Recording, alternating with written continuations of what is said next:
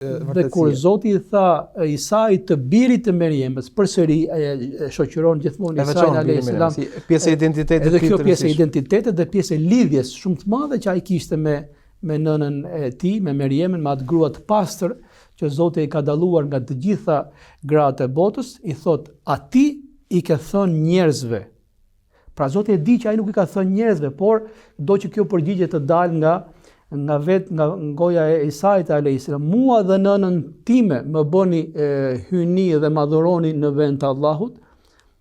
Pra nuk i tha që ati ke thënë që unë jam Zot dhe nëna ime është Zot, po jo, ati ke thënë njerëzve që mua dhe nënën time më trajtoni si hyni, si perëndi në vend të Allahut.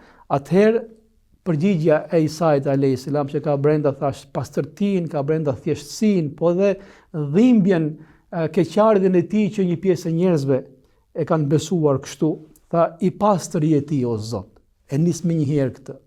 Si mund të ndodhë diçka e tillë ku ti je shumë lart shokvurjes, shumë i pastër, nuk ka Zot tjetër përveç teje. Kushdo qoftë ai, qoftë engjëll, qoftë profet, apo qofsha dhe unë që kam ardhur në këtë botë si mrekulli, ku krahasohemi ne me madhështinë tënde o Zot.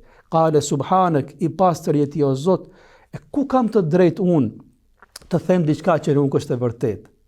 Me një herë thot, si mund ta them unë diçka të tillë, e cila nuk është e drejtë dhe nuk është e vërtetë. Nuk është e vërtetë që mund të ketë njerëz apo krijesa që mund të jenë Zot në vend të Allahu xhalla shanu.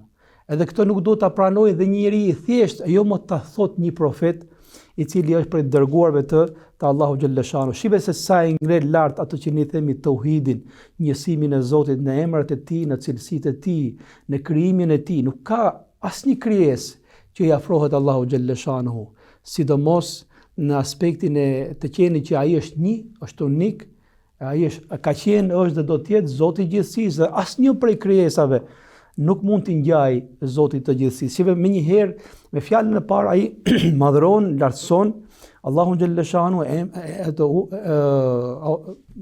vërtetën e tij dhe i thotë që si mund ta them unë diçka e cila nuk është e drejtë edhe nuk është e vërtetë dhe kur nuk mund të ndodhë.